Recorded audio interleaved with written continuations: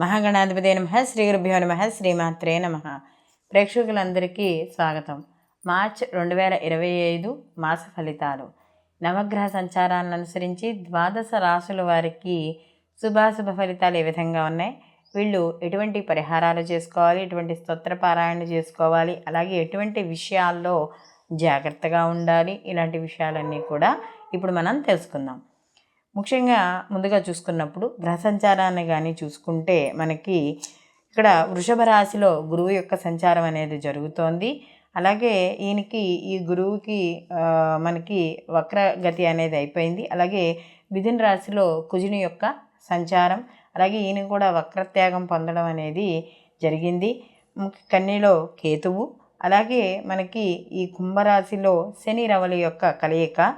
ఈ రవి కూడా మనకి మార్చ్ 14 నుండి ఈయన మార్పు చెందడం అనేది జరుగుతుంది. ఇందులోకి ఈ రవి ఇక్కడి నుంచి మనకి కుంభంలోంచి మీనంలోకి వెళ్ళడం అనేది జరుగుతుంది. అలాగే మనకి ఈ మీనరాశిలోని శుక్రుడి యొక్క సంచారం అనేది కూడా నడుస్తుంది. శుక్రుడు యొక్క కూడా మనకి ఈ మార్చి 2 నుండి కూడా ఈయన వక్రారంభం అనేది ప్రారంభమవుతోంది. అలాగే బుధుడు కూడా మనకి ఈ మీనరాశిలోనే సంచారం చేయడం, ఈయనది కూడా వక్రారంభం అనేది మనకి మార్చి 15 నుంచి ఈ బుధుడిది జరుగుతోంది. మనకి మీనంలోనే రాహు యొక్క సంచారం అనేది కూడా ఇక్కడ మనకి కనబడుతోంది. కాబట్టి ఈ గ్రహాల యొక్క సంచారము అనుసరించి మనకి ద్వాదశ రాశుల వారికి ఎటువంటి ఫలితాలు ఉంటాయి అనే విషయాన్ని తెలుసుకుందాం. వృషభ రాశిలోకి మనకి కృత్తిక 2, 3, 4 పాదాలు, రోహిణి 1, 2, 3, 4 పాదాలు, అలాగే మృగశిర 1, 2 పాదాలు మనకి వృషభ రాశిలోకి రావడం అనేది జరుగుతుంది. ఈ వృషభ రాశికి రాశ్యాధిపతి వచ్చి శుక్రుడు. ఈ శుక్రుడు ఈ మాసంలో వీళ్ళకి ఉచ్చస్థితిలో ఉండడం అనేది జరుగుతుంది. అంటే రాశ్యాధిపతి లాభస్థానంలోనూ అలాగే ఉచ్చస్థితిలోనూ ఉండడం అనేది జరుగుతోంది. అయితే మరి ఈ రాశి వాళ్ళకి ఈ మార్చి మాసంలో ఎటువంటి జాగ్రత్తలు తీసుకోవాలి అని కానీ చూసుకుంటే, ఎవరైతే విద్యార్థులైతే విదేశీ విద్య, దూర విద్య దేనికోసం ఏదైతే ప్రయత్నిస్తున్నారో అవన్నీ కూడా సఫలీకృతం అవ్వడం అనేది జరుగుతుంది. అయితే ఈ మాసంలో కూడా ఇంకా వీళ్ళకి కంటకశని యొక్క ప్రభావం అనేది ఉంది కాబట్టి, దశమ స్థానంలో ప్రభావం అనేది ఉంది కాబట్టి, ఉద్యోగరీత్యా ఎవరైతే విదేశాలకు వెళ్ళాలనుకుంటున్నారో, లేకపోతే దాని ప్రకారంగా ఎవరికైతే విదేశీ పరంగా ఏదైతే ఉద్యోగపరంగా ఏవైతే చేస్తున్నారో వాటి నుండి ఇంకా ఈ మాసం వరకు కూడా చిన్న చిన్న వ్యతిరేకతలు, లేకపోతే అలసటలు, లేకపోతే వాళ్ళకి తగిన గుర్తింపు రాలేకపోవడం, ఇలాంటివన్నీ కూడా ఈ మాసంలో కూడా కాస్త కనపడడం అనేది జరుగుతుంది. అయితే ఆర్థికపరమైన విషయాల్లో మాత్రం అనుకూలంగా ఉంటుంది. కాస్త కొంచెం ఆదాయ మార్గాలు పెరుగుతాయి. ముఖ్యంగా ఈ యొక్క ఆదాయ మార్గాలు పెరగడంతో పాటుగా ఉద్యోగపరంగా కూడా చిన్న చిన్న మార్పులు చేర్పులు, అంటే ఒక్కోసారి ఉద్యోగం మానేద్దామా అన్నంత కోపం కూడా రావడం అనేది జరుగుతుంది. అలాగే ఇక్కడ ఈ మాసంలో సమాజపరంగా చూసుకున్నప్పుడు మాత్రం కాస్త కీర్తి ప్రతిష్టలు అనేవి పెరుగుతాయి సమాజపరంగా. కానీ కుటుంబ స్థానంలో, వాక్ స్థానంలో, ధనస్థానంలో కుజుడు ఉన్నాడు కాబట్టి కొంచెం ఇంట్లో కుటుంబ సభ్యులతోనూ, అలాగే ఇంట్లో పిల్లలతోనూ, భార్య పిల్లలతోనూ, ఇంట్లో ఎవరైనా పెద్దవాళ్ళు ఉంటే వాళ్ళతోనూ మాత్రం మాట్లాడేటప్పుడు జాగ్రత్త వహించండి. అంటే మనకి ఎలా ఉంటుందంటే బయట పల్లకి మూత, ఈ ఇంట్లో ఈగల మూతలో ఉండడం అనేది జరుగుతుంది. కాబట్టి ఇంట్లో సభ్యులతో మాట్లాడేటప్పుడు మాత్రం జాగ్రత్త వహించాలి. అలాగే పంచమ స్థానంలో కేతు యొక్క సంచారం అనేది నడుస్తోంది. కాబట్టి ఈ పంచమ స్థానంలో కేతు యొక్క సంచారం వల్ల కొత్తగా ఏవైనా ప్రాపర్టీస్ కొనాలన్నా, లేకపోతే ఏదైనా ముఖ్యమైన నిర్ణయాలు తీసుకోవాలనుకున్న సంతాన విషయాల్లో కావచ్చు, కెరియర్ విషయాల్లో కావచ్చు, ఏదైనా మార్పులు, అంటే ఒక ఎక్కువ లాంగ్ టర్మ్ ఉండే మార్పులు, అంటే ఏదైనా ఇల్లు కొనడం కానీ, లేకపోతే స్థిర చరాస్తుల విషయాల్లో కానీ, లేకపోతే ఏదైనా ఇల్లు మారడం గురించి కానీ, ఇలాంటి నిర్ణయాలు తీసుకునేటప్పుడు, లాంగ్ టర్మ్ చేసుకునేటప్పుడు మాత్రం కాస్త ఆలోచించి నిర్ణయాలు తీసుకోవడం అనేది మంచిది.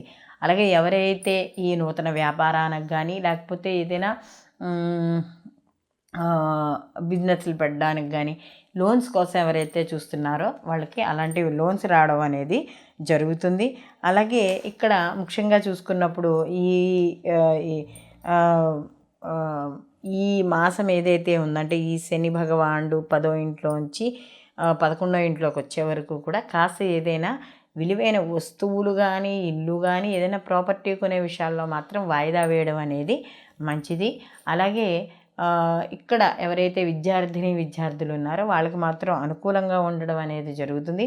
వ్యాపార పరంగా ఎవరైతే భాగస్వామి వ్యాపారాలు కావచ్చు, లేకపోతే వాళ్ళకు వాళ్ళు వ్యక్తిగతంగా చేసుకునే వ్యాపారాలు కావచ్చు, అవి సఫలీకృతం అవ్వడం, వ్యాపారాల ద్వారా ఆదాయ మార్గాలు అంటే ఆల్రెడీ వ్యాపారం పెట్టి ఉండి ఇంకా మేము ఏదైనా మార్గాలు వెతుక్కుంటున్నాము అనుకున్న వాళ్ళకు కూడా అనుకూలంగా ఉండడం అనేది జరుగుతుంది. అలాగే ఎవరైతే ఇన్వెస్ట్మెంట్ అంటే షేర్ మార్కెట్లో కానీ ఇలాంటి వాటిలో ఇన్వెస్ట్ చేయాలనుకుంటున్నారో కాస్త కొంచెం ఆ మార్కెట్ యొక్క హెచ్చుతగ్గులు చూసుకుని పెట్టడం అనేది ఉత్తమమైన విషయం. మొత్తం ఓవరాల్గా చూసుకున్నప్పుడు మాత్రం వీళ్ళకి అప్పులు అవి ఏవైతే ఉన్నాయో వాటి నుండి కొంచెం విముక్తి రావడం అనేది జరుగుతుంది. వ్యాపారపరంగా అనుకూలంగా ఉంది.